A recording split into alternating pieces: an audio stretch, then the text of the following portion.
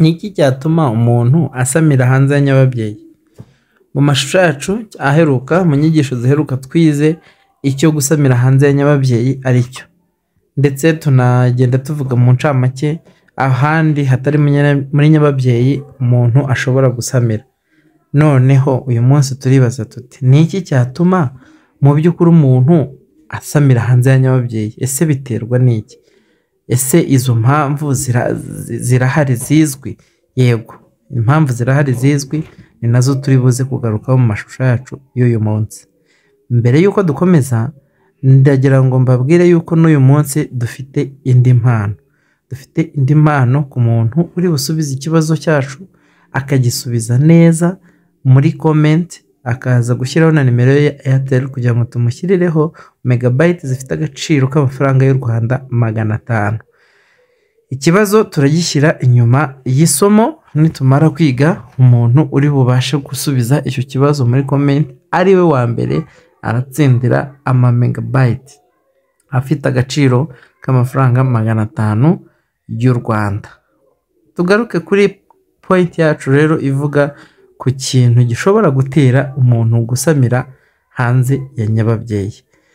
Ubusanzwe ejo twabivuzeho yuko umuntu ashobora gusamira hanze ya nyababyeyi, tugaragaza n'aho ashobora gusamira, ariko mu by'ukuri ntabwo twavuze ibintu bitandukanye bishobora kuba byashyirwa inyuma y'iryo sama umuntu asamiye hanze ya nyababyeyi. Hari impamvu rero nyinshi zigiye zitandukanye abashakashatsi mu by'ubuzima bagiye bagaragaza, hakaba n'ibindi bigitekerezwaho ariko bitaremezwa 100%.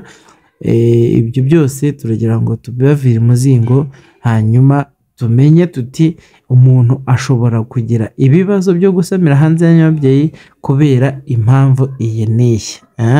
Impamvu ya mbere iza ku isonga ni impamvu igaragaza ko umuntu yaba yarigeze kurwara infection, donc infection zo muri nyababyeyi, izo bita pelvic inflammatory diseases. Ubwo ni ukuvuga ngo niba ufite internet urebe muri Google cyangwa se kuri ChatGPT wandikemo uti pelvic inflammatory diseases kugira ngo bakwereke mu ncamake izo ndwara ni izihe umuntu ashobora kurwara, bityo zikaba zamukururira ibyago byo kuba yazagira ibyago byo gusamira hanze ya nyababyeyi. Uti bigenda bite rero?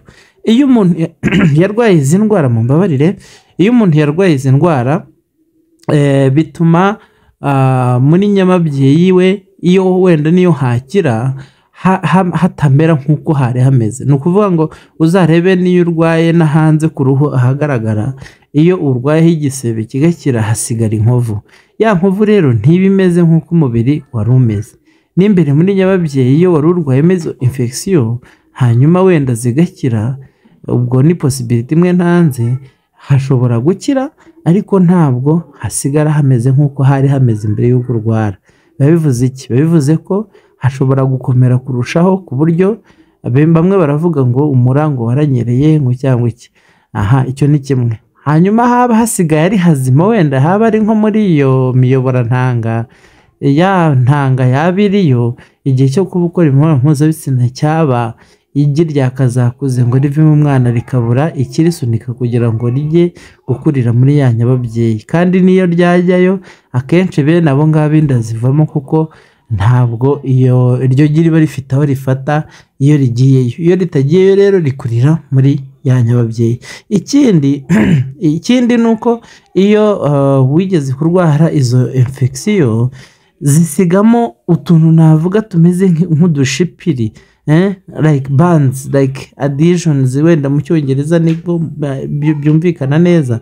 Donc tuba tumeze nk'udushipiri kubera nyine iyo umuntu yararwaye agakira hasigara nyine utwo nakwita nk'udufibers tugiye dufatanye. Utwo dufibers rero hari igihe ari two dutangira ryagi ryagombaga kuza riva mu miyoborantanga rikaza aho ryabugenewe muri nyababyeyi nyirizina kugira ngo abariho ribe ryakurira, ariko ibyo ntibibi. Ibyo ngibyo rero iyo bitabaye, aho ngaho iryo gi riba oburije ko rikurira mu biyoborantanga cyangwa se muvoma yakabaye iri kurijyana muri nyababyeyi igahinduka ikerekeza ahagana hanze, ubwo ngo rishobora gukurira ahandi hatari muri nyababyeyi ariko ntirikurire no muri ya miyoborantanga, rikaba ryagwa mu nda nk'uko twigeze kubivugaho muri video yacu mwabonye ku munsi wabanje. Ubwo ni ukuvuga iki rero? Ni ukuvuga impamvu ya mbere nk'uko twari tuyibonye ni ukuba warigeze kurwara infection zo mu gitsina zizamuka zikagera muri nyababyeyi zikunze kwitwa pelvic inflammatory diseases mu rurimi rw'icyongereza.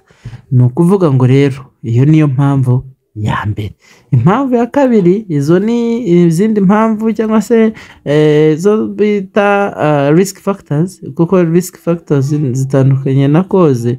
Kuba uzwiho kunywa itabi, kuba uzwiho kunywa itabi bituma ya mikaya yo mu miyoborantanga yakagombye kuba isunika ryagi kugira ngo rigere aho rigomba kugera itagira imbaraga, donc ikaba fragile, noneho bigatuma ryagi rimara igihe kinini muri ya miyoborantanga hanyuma bikarangira ariho rikuriye.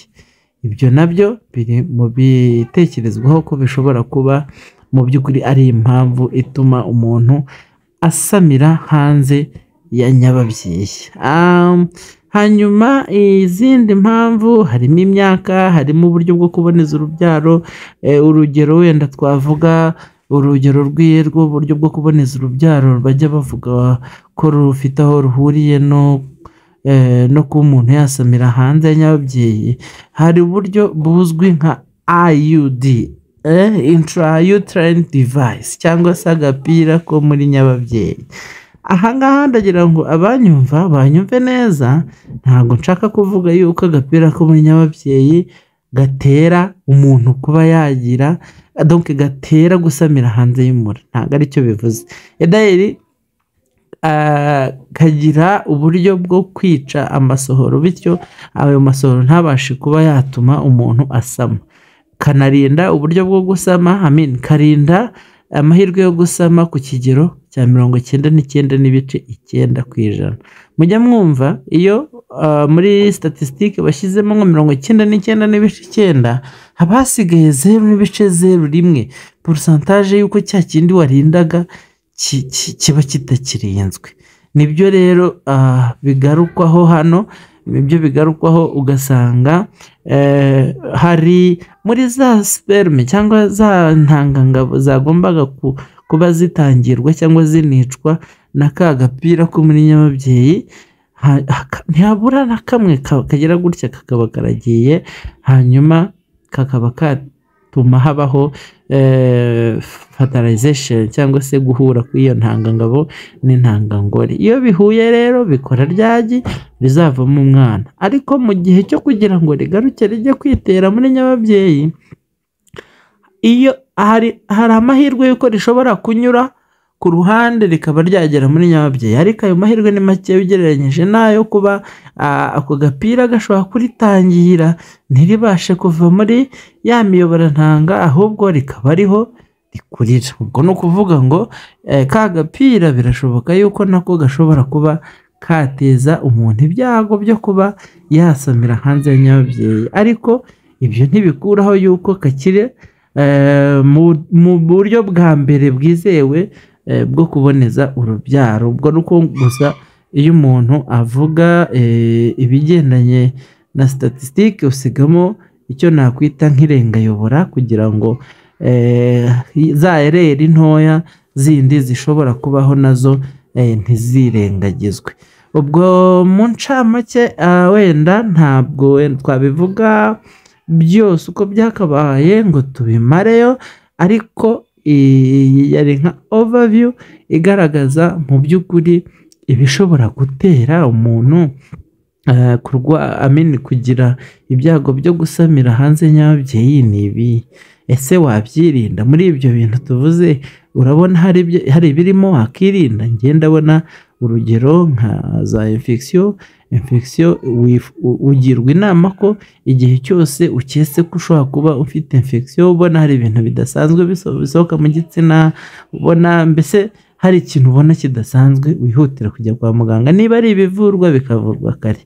Ariko iyo bikomeje kuzamuka bikajya muri nyababyeyi, bikajya mu miyoborantanga, uretse no kuba byaguteza ibyo byago byo kuba wasamira hanze y'anyababyeyi, hari n'ababikurizamo kuba baba ingumba, ntazongere gusama ubuzima bwe bwose. Kandi ndatekereza ko buri muntu wese mu by'ukuri aba yifuza ko ahora ari muzima, ugakomeza kugira ubuzima buzima kugira ngo uzagere kuri byose wifuza kandi amahoro. So reka rero nsoreze hano ikiganiro, ahubwo dukomeze na cya kibazo. Hari ikibazo tugomba kubabaza kugira ngo ugisubiza ari we wa mbere muri comment aduhe na nimero ya Airtel kugira ngo tumuhe amamega y'amafaranga 500 yose y'u Rwanda.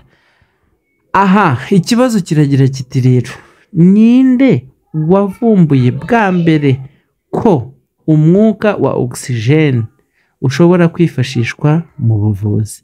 Ninde wavumbuye bwa mbere ko umwuka wa oxygen ushobora kwifashishwa mu buvuzi? Ngayo nguko icyo kibazo, ugisubiza bwa mbere akaba ari nawe wagikoze, aduhe nimero ye ya Airtel kugira ngo tubashe kumuha amayinite twamusezeranije 500 y'u Rwanda kuri Airtel. Mwari kumwe na Dr. Richard nk'uko bisanzwe, kandi ndatekereza ko tuzakomeza kuryoherwa n'ibiganiro mu Buzima TV ibagezaho. Kora subscribe, share na like kugira ngo tubashe kugera kure, nyuma nawe ubone amakuru y'ubuzima atariho ivumbi. Ubuzima nibwo bwa mbere, ikintu cya mbere ni amakuru y'ubuzima.